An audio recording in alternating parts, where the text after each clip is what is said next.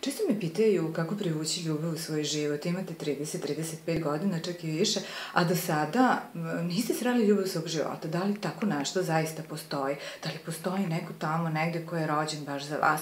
Često ljudi gube nadu i onda ulaze u neke veze prosto da bi imali tek nekog pored sebe, da bi rekli da imaju partnera, a onda budu neispunjeni i ta neispunjenost, odnosno ta neka, da kažem, negativna energija počinje da se proširuje i na neke druge sfere života koji su vam dobro išle. Ja mogu da vam kažem da ta prava ljubav zaista postoji i da je potrebno pre svega da vi budete na prvom mestu ljubav, jer smo mi svi energetska bića i moramo da pođemo od toga. Znači, morate na prvom mestu da budete zadovoljni sa sobom. Znam da neko kaže jao za sebe, ja sam debela, ja imam pege, ja sam ružna, ja nisam privlačna i tako. Znači, prvo morate da volite sebe onaki kakvi jeste. Ako vi smatrate da ste vi ružni, da jednostavno niste privlačni, onda nećete biti privlačni nikom drugom. Znači, morate prosto da zračite prvom tom nekom ljubavlju koja dolazi od vas samih. Da volite sebe onaki kakvi jeste. Nakon toga, morate da budete takođe svesni činjenice da ta ljubav zaista postoji. Znači, budite uvereni da tako nešto postoji, to možemo videti iz primjera našeg okruženja, gde mi vidimo parove koji žive u srećnom braku, u srećnoj vezi 20, 30, 40 godina, kada su oni kompletni upravo kada su sa tom osobom sa kojim su. Znači, prava ljubav zaista postoji, samo vi morate prosto da zračite ljubavlju i da budete spremni na tako nešto, da dopustite da vam se to desi. Nekad neko kaže, ok, ali sad mi trenutno nije vreme za ljubav, okrenut ću se poslu, okrenut ću se nekim drugim prioritetima, tako da ne razmišljam trenutno o ljubavi.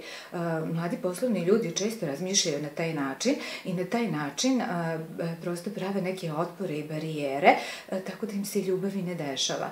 A pravo vreme za ljubav je uvek, to morate da znate. Na taj način, tim barijerama, vi jednostavno udaljavate sebe od te ljubavi, zato imamo mlade poslovne žene koje su ispunjene poslovno, ali sa druge strane one su same. One su same upravo zbog toga što su one podsvesno sebi napravile te neke barijere, da je posao na prvom mestu, a da će možda ljubav predstavljati prepreku u ispunjenju njihovih poslovnih ciljeva.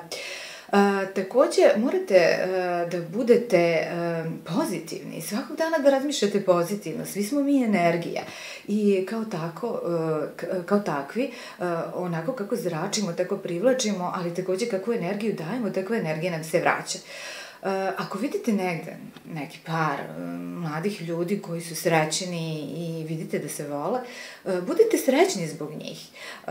Nedavno sam sedela sa jednom prijateljicom i onda je pored nas bio neki par, ljudi su pili kafu i vidi se da su bili zaista srećni i ispunjeni, zaljubljeno su se gledali i onda je ovo moja prijateljica pretumačila, kao pogledaj, kao foliraju se kakav par. U stvari, to je tako nešto negativno, tako negativno razmišljanje doći će i do vas, tako da ćete i vi posle biti u nekoj fake vezi, umesto da budete u pravoj vezi. Znači, sve ono negativno što vi mislite i pošaljate drugim ljudima, to negativno se vraća. Ako vidite, znači, neki par i znate ih, priđite, kažete, kako ste vi lep par, kako je vaša ljubav divna, čestite vam na tome i radite na tome, radite na toj svojoj ljubavi da bude još bolje i grandioznije.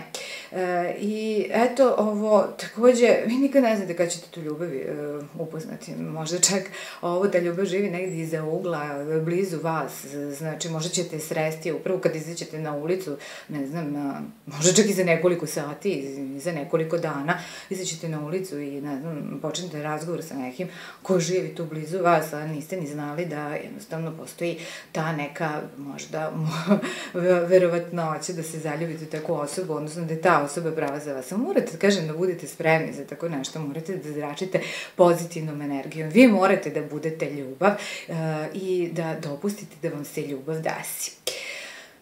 Hvala vam puno što ste izdvojili vreme da slušate ovaj video. Ja vam želim puno sreće u ljubavi. Ćao!